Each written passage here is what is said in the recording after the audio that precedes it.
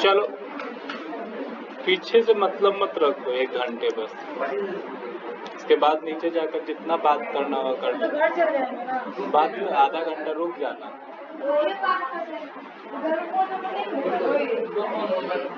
शांत रहो। हो गया? हाँ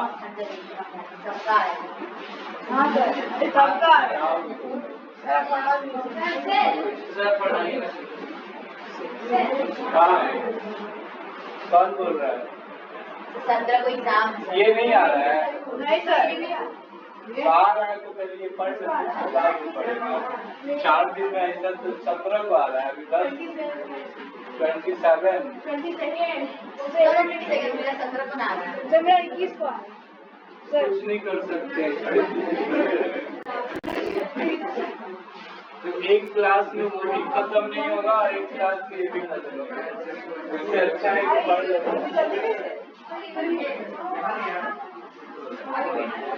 दूसरा क्या था? Change in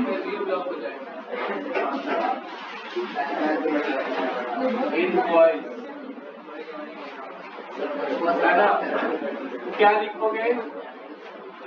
after age of puberty,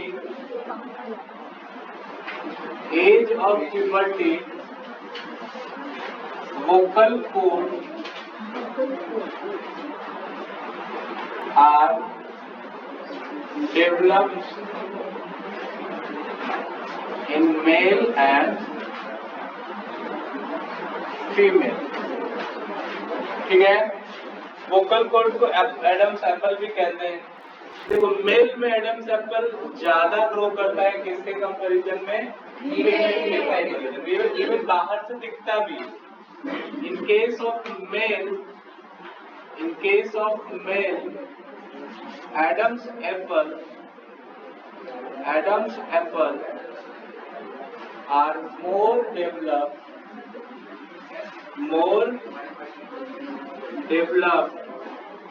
than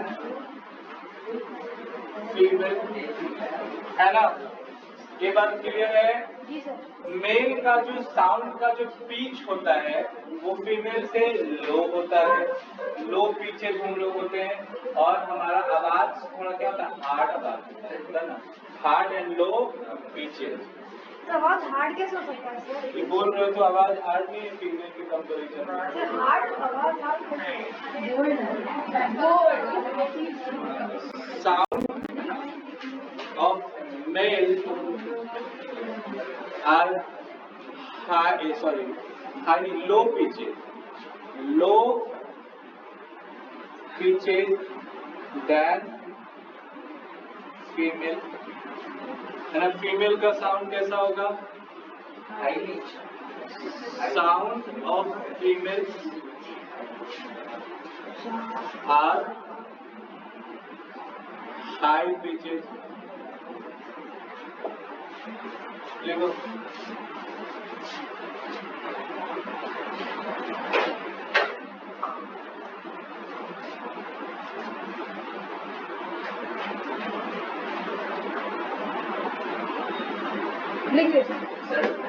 sir कोई मेल के पास में एडम का नहीं निकलता है सर।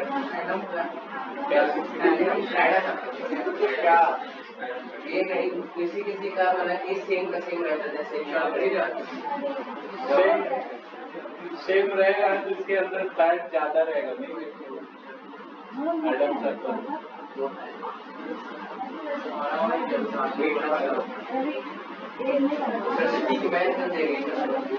चलो उसकी बात में भी बच्चा है, बहुत बच्चा है, मिटाओगे। चलो अपना आगे से मतलब रखो।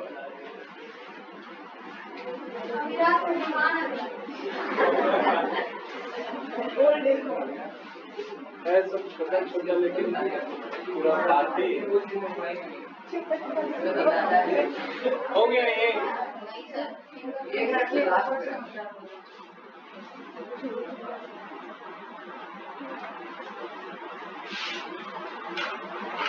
थर्ड क्या था? Development of sexual organ. Development of sexual organ. Okay sir. Primary secondary sir.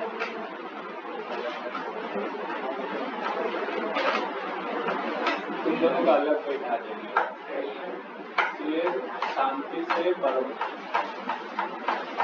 कर देंगे। साउंड ऑफ मेल उसके ऊपर से निकाल। साउंड ऑफ मेल आर लो पीछे देन फीमेल। उसके ऊपर से लिख लो पूरा लिख लो।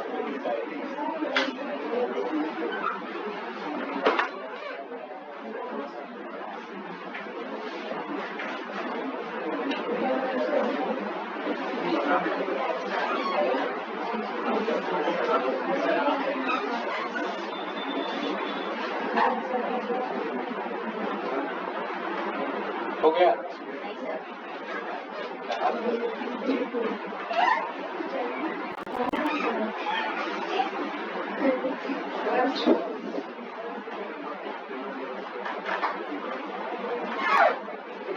नहीं सर। गलती हो गई सर। हो गया सर। बेटा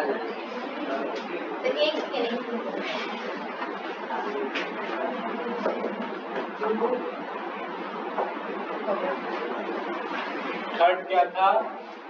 development of sexual organ.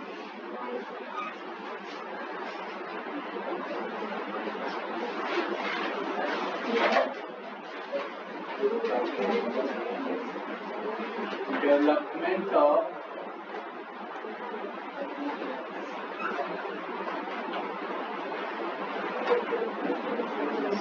Sexual organ.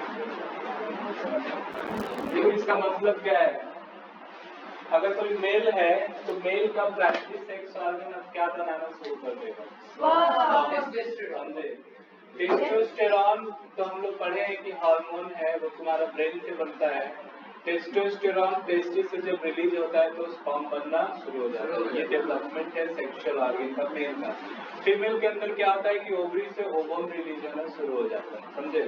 ये है डेवलपमेंट सेक्सुअल ऑर्गन का। फीमेल के अंदर एक चीज और होता है कि अभी हम बताए थे, डेवलपमेंट ऑफ मेमोरी ग्लैंड्स हो जाता है, वो सेकेंडरी सेक्सुअल कैरेक्टर है।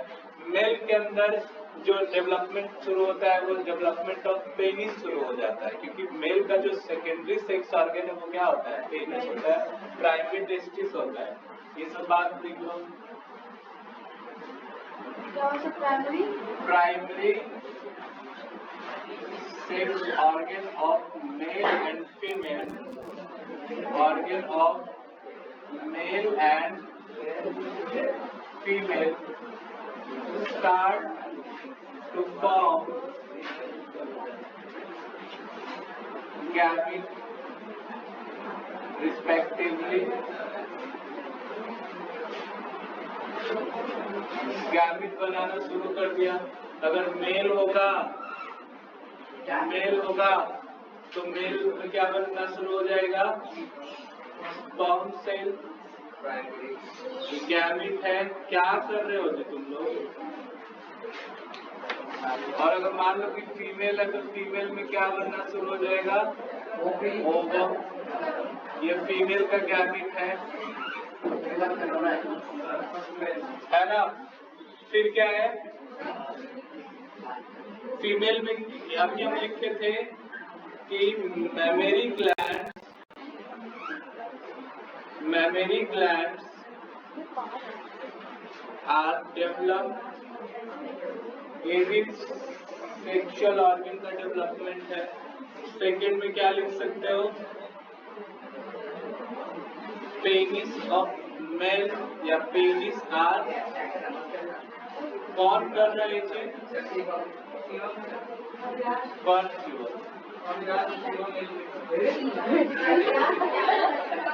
तुम लोग पिलाओगे हर बात में हाँ ये शुरू कर देते हो ना। शांति से तो 1 घंटे का क्लास है, खत्म तब ना होगा जब शांति से पढ़ोगे। हाँ ये करने से खत्म होगा तब।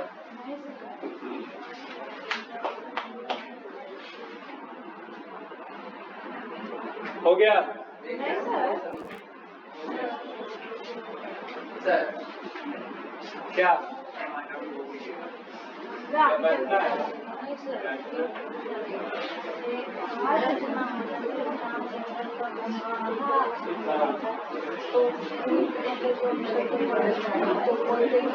अच्छे से आधा कुछ जाता है बारिश का टूट जाता है वो भी तो तुमको बताया, दो केस बताया। ये ऐसे लिखा है उसमें आधा वाई और आधा एक्स्ट्रा आधा भाई और आधा एक साइड बताया नहीं तुमको लिख करके? नहीं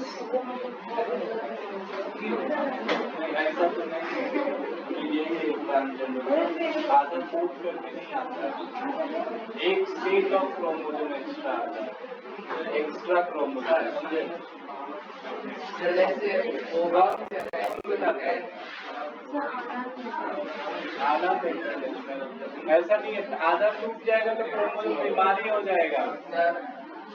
सर ओवम जैसे सर मान लीजिए कुछ साल के बाद 45 के बाद से वो रिलीज जो बंद हो जाता है। हाँ क्यों सर? फॉर्म भी क्या बंद हो जाता है? नहीं, स्पर्मेटोजेनेसिस मेल के अंदर कभी बंद नहीं होता है, समझे?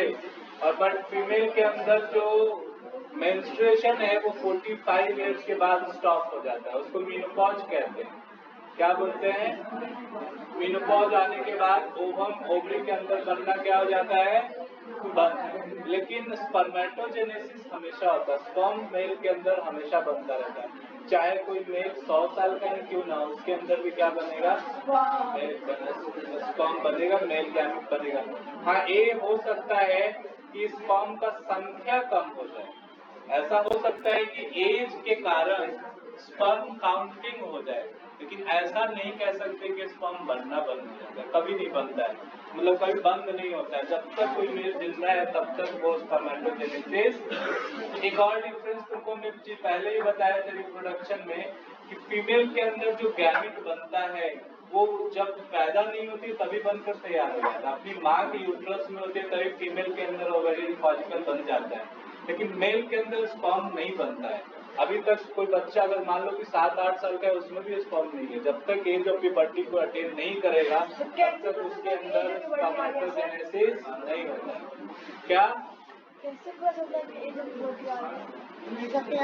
एज ऑफ प्यूबर्टी कैसे पता चलता है? जब तुम्हारे अंदर गैमेट बनना शुरू हो जाए। अब ऐसा नहीं कि सबका 11 साल एक दिन में सबका आ जाता है, तो सबका टाइम पीरियड अलग अलग है। हम लोग एज ऑफ प्यूबर्टी जो लिखते हैं वो एवरेज लिखते हैं कि मैक्सिमम 12 सालों में सब लोगों का आ जाता है, किसी का 10 साल में भी आ सकता है, किसी का 9 साल में भी आ सकता है, ऐसा थोड़ी कि एकदम 12 साल में आएगा। अब ये देख करके नहीं पता करते, ठीक है? ये देख करके ऐसा, और ऐसा कोई इसेंशियल चीज नहीं है कि तुमको टेस्ट करवा के पता करना है एज ऑफ प्यूबर्टी आया है कि नहीं आया है। तुमको एक समय के बाद तुम्हारे अंदर सोच में तुम्हारा डिफरेंस आएगा। सोच में डिफरेंस क्या आएगा? जैसे देखो ये सब चीज जो कह रहे हैं ये सब इसी का तो है, क्या लिखे हो? Changes during age of puberty. Age of puberty के समय क्या क्या बदलाव आता है, ये सब चीज है। तुम्हारा आवाज चेंज होने लगेगा, जो भी बच्चा ऐसा बोल रहे हो थोड़ा दिन के बाद क्या हो जाएगा? एडल्ट जैसा हो जाएगा। करते ही यस। इसके बाद क्या था? इसके बाद क्या था? मेंस्ट्रुएशन इन प्राइमेट फीमेल। हाँ, देखो इसको समझना है।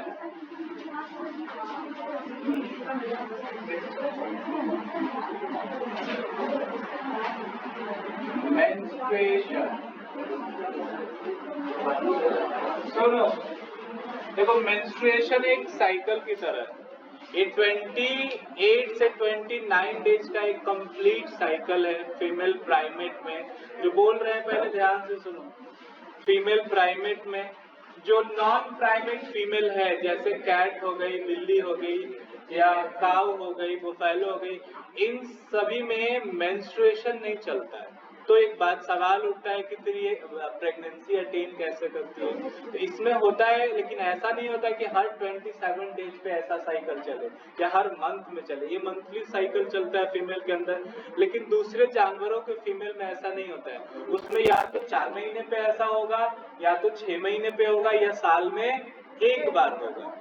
इस तरह का अगर कोई साइकिल किसी दूसरे एनिमल फीमेल में चल रहा है तो उसको हम लोग इस्ट्रस साइकिल कहते हैं। क्या कहते हैं? इसको हम लोग मेंस्ट्रुएशन भी बोलते हैं, या मेंस्ट्रुअल साइकिल भी इसी को कहा जाता है। ये जो साइकिल होता है वो 28 से लेकर के 29 डेज का एक कंप्लीट साइकिल होता है। कंप्लीट साइकिल होता है। ये क्यों होता है, ये बात समझना है कि ऐसा हो क्यों रहा है। देखो, फीमेल के अंदर जो ओवम बनता है ना, ओवम, वो पूरे एक मंथ में एक ओवम बनता है, लेकिन मेल के साथ ऐसा केस नहीं है। मेल के साथ ऐसा नहीं कि उसके अंदर सिर्फ एक स्पर्म बने, उसके अंदर एक इजैकुलेशन में लाखों स्पर्म सेल बनते हैं, एक इजैकुलेशन में। और तुम समझ लो कि महीना तो छोड़ो, एक दिन में तुम 10 बार स्पर्म इजैकुलेट कर सकते हो, समझे। मेल के अंदर स्पर्म का कमी नहीं है, लेकिन फीमेल के अंदर ओवम का कमी नहीं बोल सकते, एक मतलब एक प्रोसेस बोल सकते हैं कि मेंस्ट्रुएशन एक प्रोसेस के तहत होता है, क्योंकि होना जरूरी है। सिर्फ मेंस्ट्रुएशन में सिर्फ ओवम नहीं बन रहा है, इसके अलावा भी बहुत सारा चेंजिंग हो रहा है। यही बात समझना है इस टॉपिक में, ठीक है। तो ऐसा होता क्यों, सबसे पहले तो ये सवाल है। देखो, हम पढ़े थे कि ब्रेन के हाइपोथैलेमस से रिलीज होता है। हाइपोथैलेमस रिलीज कौन सा हार्मोन बताओ? ये हम बताए हैं रिप्रोडक्शन में, कोई नहीं याद रखते। हाइपोथैलेमस रिलीज GnRH हार्मोन, ये हम बताए थे। जब एज ऑफ प्यूबर्टी को अटेन करते हैं तो सबसे पहले तुम्हारा जो ब्रेन का हाइपोथैलेमस है वो एक हार्मोन्स रिलीज करता है, जिस हार्मोन्स का नाम था GnRH। इसका मतलब है गोनाडोट्रोपिन रिलीजिंग हार्मोन्स बोलते हैं इनको। क्या बोलते हैं? इसका पूरा नाम है गोनाडोट्रोपिन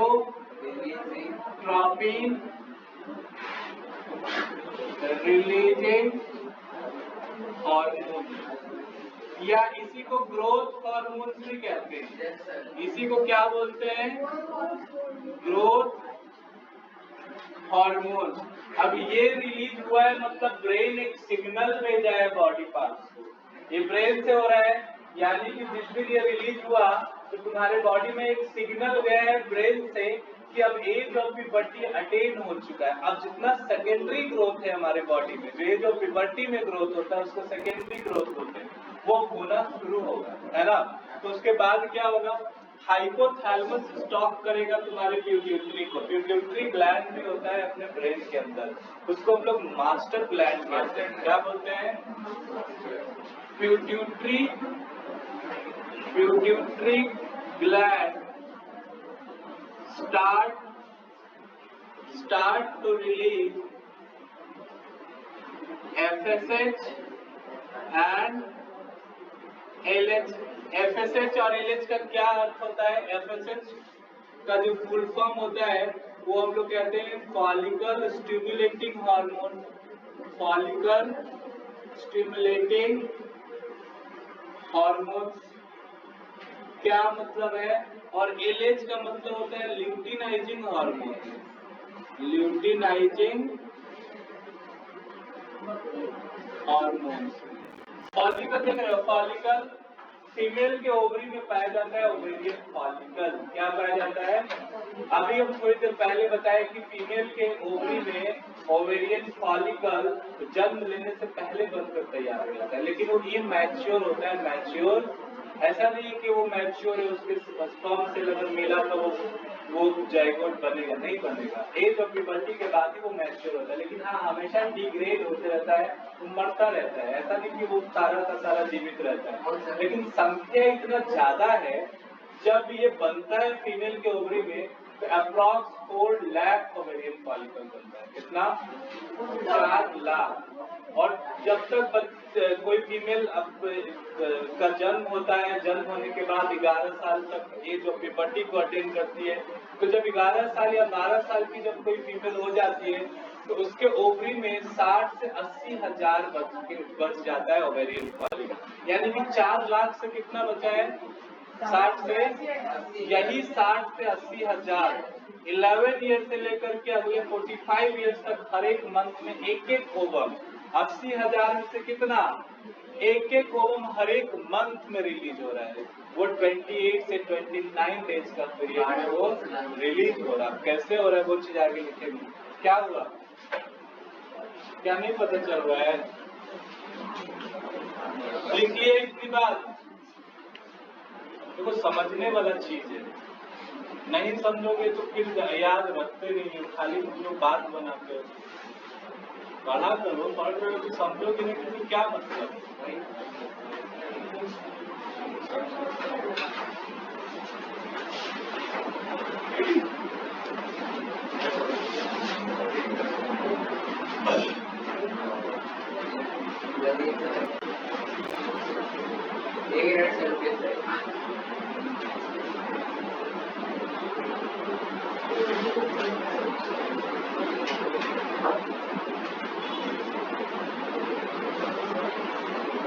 हो गया,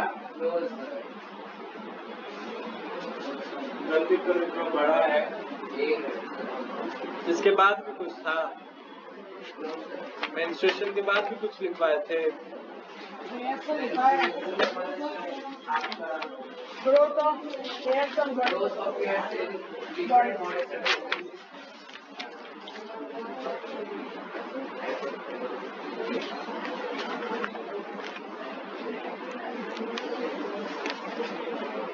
रिप्रोडक्टिव हेल्थ बताए हैं। उसके बाद एक टॉपिक और बच जाएगा, खत्म ही है चैप्टर, आए आधा अधूरा पढ़ रहा हूँ। कर देंगे, ऐसा कर दिए सही से बात करता है तो कर दिए हो गया तो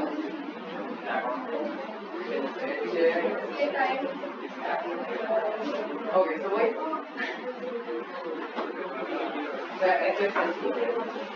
फॉलिकल स्टिमुलेटिंग हार्मोन। अब सुनो आगे क्या है।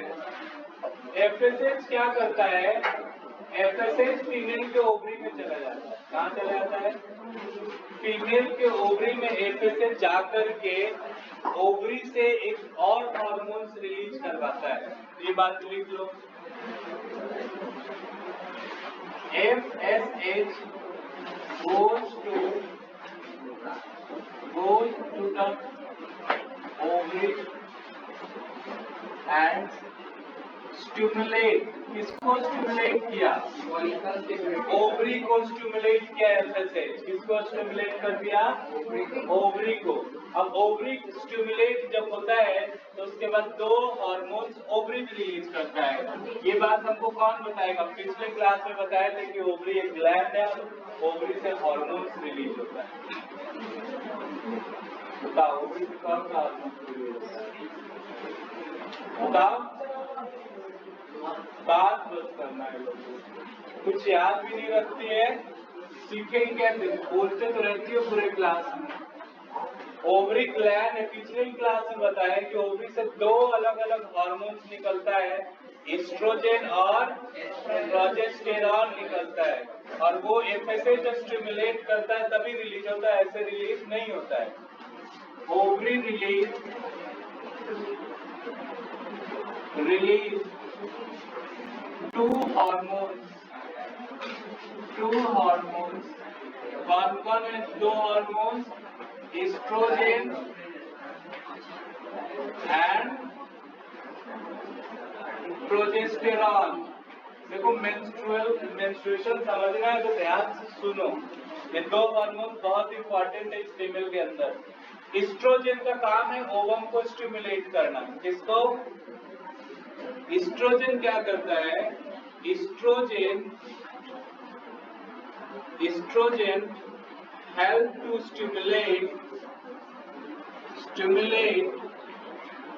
ovum from the ovary. अब एक बात बताओ, अभी हम बोल रहे थे कि ओवरी के अंदर हजारों ओवेरियन फॉलिकल है। अप्रॉक्स 60 से 80 हजार ओवेरियन फॉलिकल एक ओवरी में। तो उसमें से कौन सा ओवम को ये स्टिमुलेट करेगा? एक साथ तो एक बार में तो एक ही को स्टिमुलेट करना है ना 60 से 80 हजार में। तो उस 60 से 80 हजार में से जो सबसे मतलब डेवलप्ड होगा, जो सबसे हेल्दी ओवम होगा, उसी हेल्दी ओवम को ये जाकर के क्या करेगा? स्टिमुलेट करेगा। ईस्ट्रोजन। तो क्या लिखोगे? Oestrogen stimulate only one healthy ovarian follicle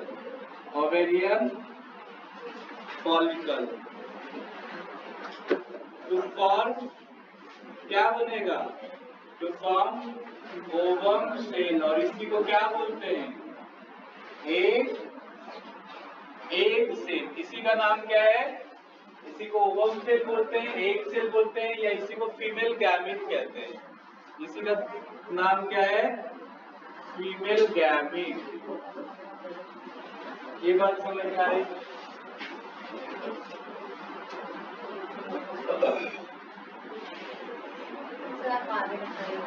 आप इधर बैठिए, तो उनके सामने बैठिए ना गप करने के लिए, समझ गए?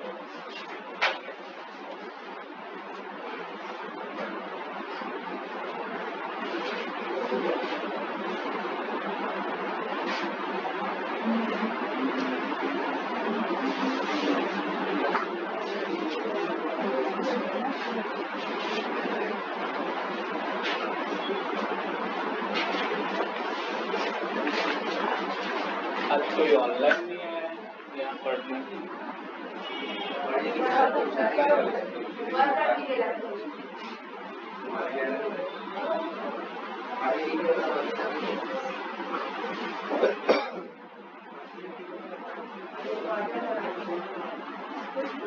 चलो जल्दी जल्दी लिखो, ये चैप्टर अभी खत्म हो जाएगा।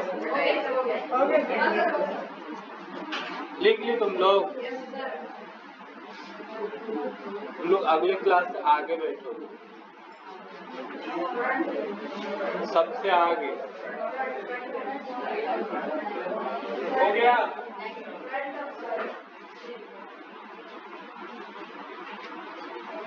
ये क्लियर हुआ? ईस्ट्रोजन का काम है ओवम को स्टिमुलेट करना, ठीक है। लेकिन प्रोजेस्टेरॉन का काम क्या है?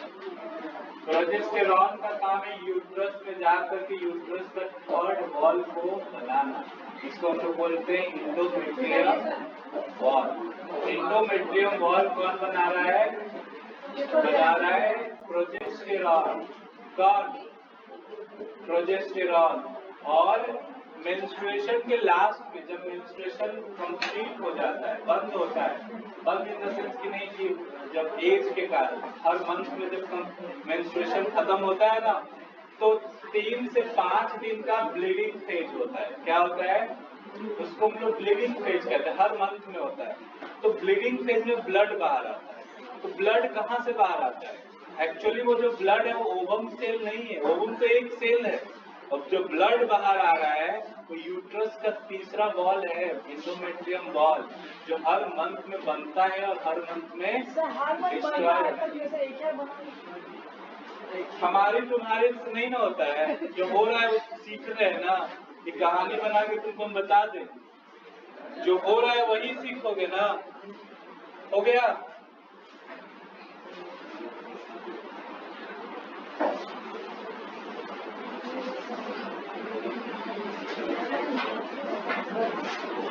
ईस्ट्रोजन का काम एक चीज और है, ओवुलेशन कराता है। ईस्ट्रोजन हेल्प इन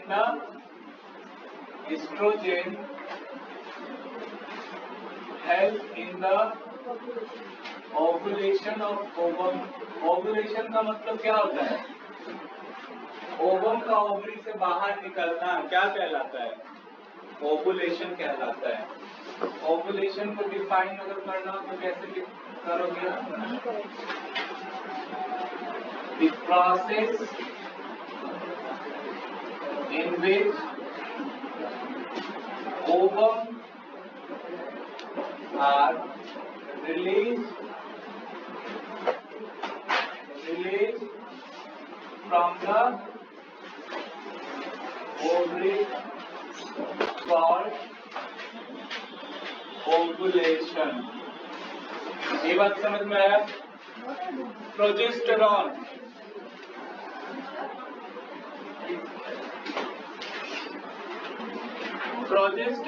फीमेल की यूट्रस में चला जाता है, ठीक है?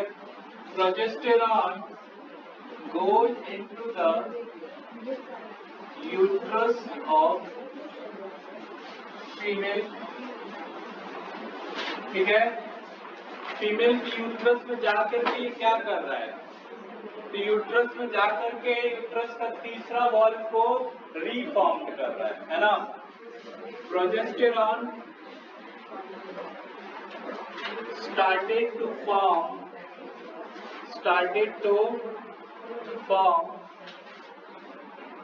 third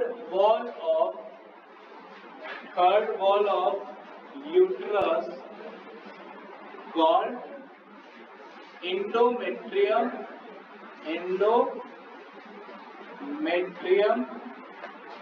wall, ठीक है? इंडोमेट्रियम वॉल को ये जाकर के क्या करने लगता है? बनाने लगता है। देखो ये डायग्राम हम तुम लोग को पहले भी बनाकर दिखाए, चलो हम दोबारा बना देते हैं ये अगले पेज में। प्रोजेस्टेरॉन का एक काम और होता है कि यूट्रस में ग्लूकोज का कंसंट्रेशन को इंक्रीज कर देता है, ठीक है? प्रोजेस्टेरॉन increase concentration of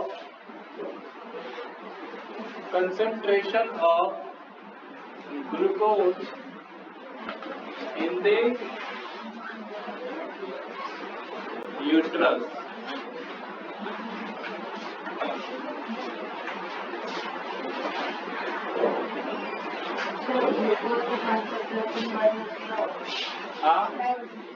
हाँ, बढ़ने से क्या होगा? अब देखो एक्चुअली मेंस्ट्रुएशन क्यों हो रहा है? प्रेगनेंसी के लिए हो रहा है। ये ओवम बना है, स्पर्म सेल से फर्टिलाइज करेगा तो क्या हो जाएगा? जाइगोट बनेगा। तो उस जाइगोट सेल को सबसे ज्यादा एनर्जी चाहिए ना, हम और तुम उसी एक सेल से बने हैं। उस सेल को एनर्जी मिलेगा तब तो हम तुम बने होंगे। उसके लिए ग्लूकोज पहले से रखता है ले जाके वहां से, एक सारा ग्लूकोज का मालिक्यूल को यूट्रस में ले जाके क्या करता है? इकट्ठा कर देता है, ताकि जिस दिन जाइगोट आए तो किसी प्रकार का कोई कमी ना हो।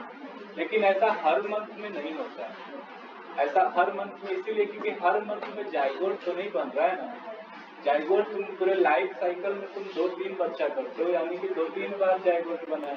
पूरा दिन तो ये वेस्ट हो रहा है ना।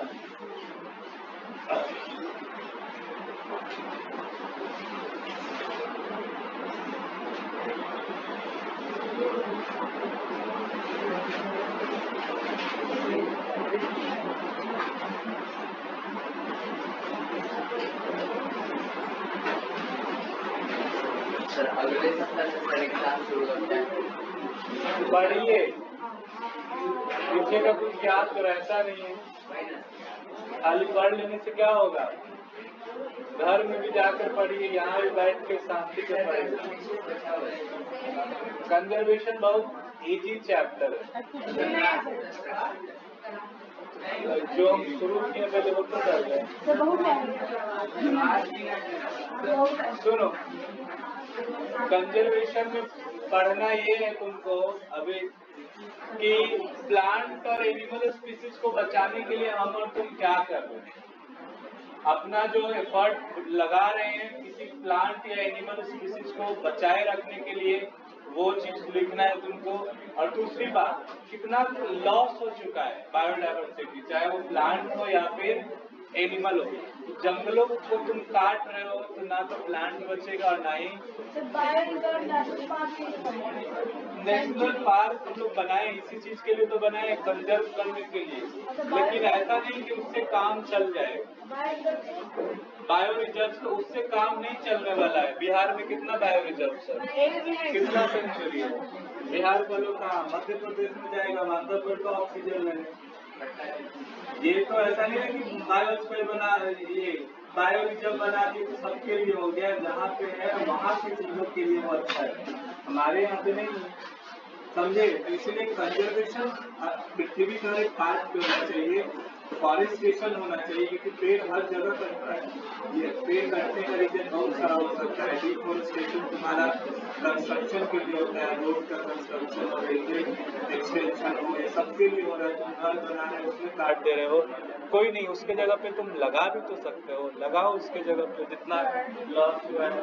डिफॉरेस्टेशन के कारण डिजर्टिफिकेशन होता है, तो फिर से उसको मतलब फॉरेस्ट में कन्वर्ट किया डिजर्टिफिकेशन अलग चीज है, डिफॉरेस्टेशन से नहीं, डिफोरेस्टेशन से डिजर्टिफिकेशन नहीं बोल सकते, डिजर्ट बोलते हैं। डिजर्ट जहाँ पे सैंडी सॉइल होता है, समझे। तो ऐसा तो नहीं कि हम पेड़ काट दिए तो वहाँ का मिट्टी बालुई मिट्टी हो गया, ये तो नहीं है। होता है, डिजर्टिफिकेशन हो रहा है, आज के डेट में भी हो रहा है। ऐसा देखा जा रहा है कि दिल्ली का बहुत सारा जो हरियाणा वाला जो आसपास का जगह है वो सब डिजर्ट बन रहा है, और जो डिजर्ट है गुजरात और राजस्थान में, वहाँ पे वेजिटेशन हो रहा है, तो वहाँ का मिट्टी चेंज हो रहा है और यहाँ का मिट्टी बालुई मिट्टी में बदल रहा है। तो हो सकता है ये टाइम टू टाइम वही तो बदल रहा है, सर एक सेकेंड, टाइम टू टाइम ये सब चीज बदलता रहता है।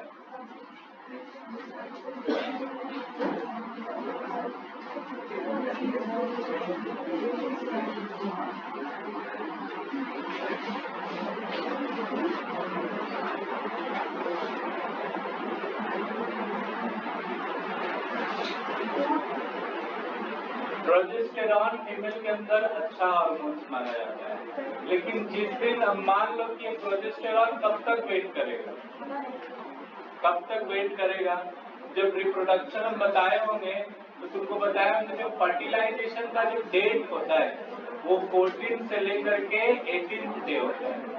मेंस्ट्रुएशन 28 से 29 डेज का होता है, लेकिन जो 14 यानी कि 14 दिन से लेकर के 18वां दिन जो होता है वो फर्टिलाइजेशन के लिए इम्पोर्टेंट होता है। क्यों? क्योंकि 14 से 18 डे तक ओवम ट्रैवल करते करते फीमेल के फैलोपियन ट्यूब तक पहुंच जाता है, समझ में आया। और फैलोपियन ट्यूब ही वो साइट है जहाँ पे क्या होता है, फर्टिलाइजेशन होता है। अगर वहां पे मान लो कि कोई फीमेल अनमैरिड है और उसको स्पर्म सेल नहीं मिल पाया, तब तो भाई जाइगोट नहीं बनेगा। तो मेंस्ट्रुएशन का जो 25th डे होता है, क्या कर रहे हो जी, मेंस्ट्रुएशन का जो 25th डे होता है या 24 भी बोल सकते हो, इसके बाद एलएच, एक और हार्मोन था ना एलएच, ल्यूटिनाइजिंग, वो एलएच हार्मोन्स एक अलग दूसरा हार्मोन्स रिलीज करता है, ऑक्सीटोसिन। क्या बोलते हैं? ए ऑक्सीटोसिन को बोला जाता है कटर हार्मोन्स। ये फीमेल के अंदर जो एक वॉल बना है, इंडोमेट्रियम वॉल, जो प्रोजेस्टेरॉन बना रहा है, इसको डिस्ट्रॉय कर देता है।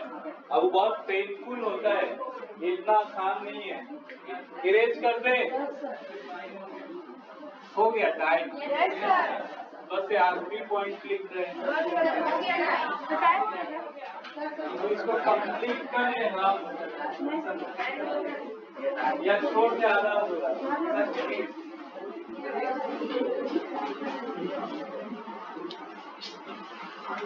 क्या बोल रहे थे? When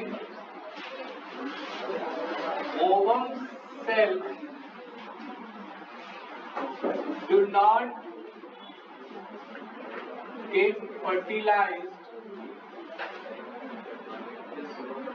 with sperm,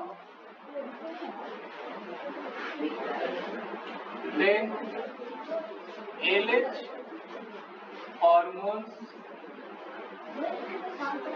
release oxytocin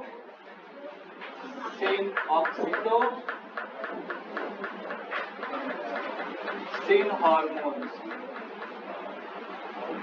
oxytocin को कटर हार्मोन्स कहा जाता है। Oxytocin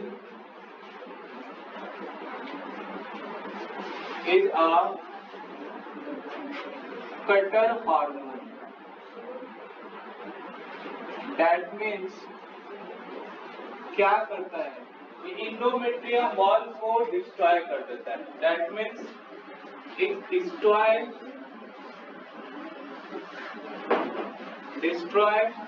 endometrium wall of uterus. क्या स्टार्ट हो जाएगा इसके बाद? इसके बाद ब्लीडिंग फेज चलेगा। क्या चलेगा? Bleeding phase. लिख लो, bleeding phase of menstruation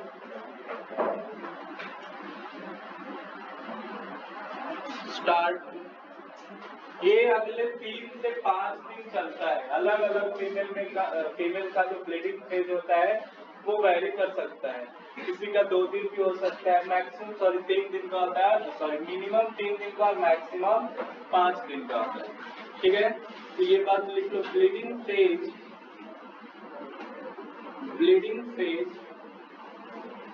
are vary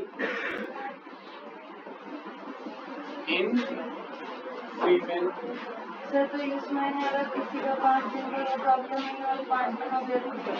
हाँ जरूरी है, उसका फिक्स है कि अगर इसमें 3 दिन का होता है तो 3 से 4 दिन, 5 दिन से ज्यादा नहीं रहता है। Minimum 3 days and maximum 5 days। जब ये ब्लीडिंग फेज खत्म होगा तो वो फीमेल नेक्स्ट मंथ में नेक्स्ट मेंस्ट्रुएशन को कंसीव करेगी। समझे? नेक्स्ट मंथ में फिर से वैसे होगा जैसे शुरू किए, ब्रेन से फिर से एफएसएच रिलीज होगा, फिर ब्रेन से कह रहे हाइपोथैलेमस से जीएन रिलीज होगा, एफएसएच रिलीज होगा, फिर से ओवरी से 2 हार्मोन बनेगा।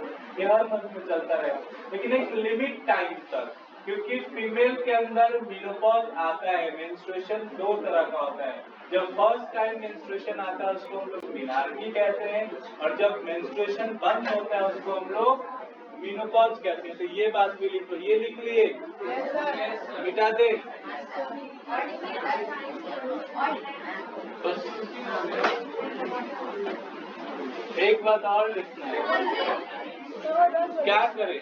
मिटा दे ऊपर वाला,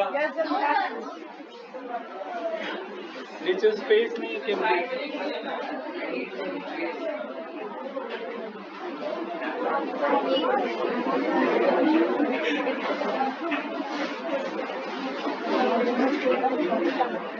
अभी पूरा 10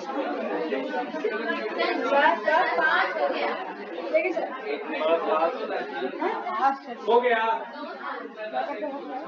इतना देर में लिख लो जल्दी। कितना नहीं हुआ है?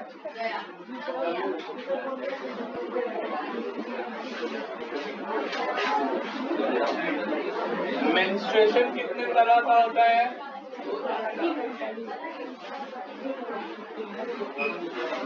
Menstruation are of 2 type.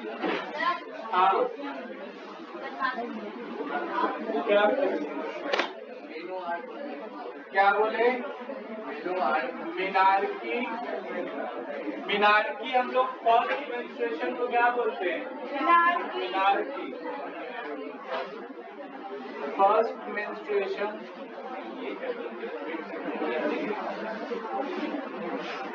और सबसे लास्ट को क्या बोलते हैं?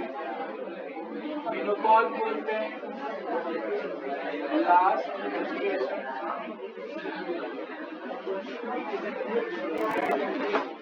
हो गया।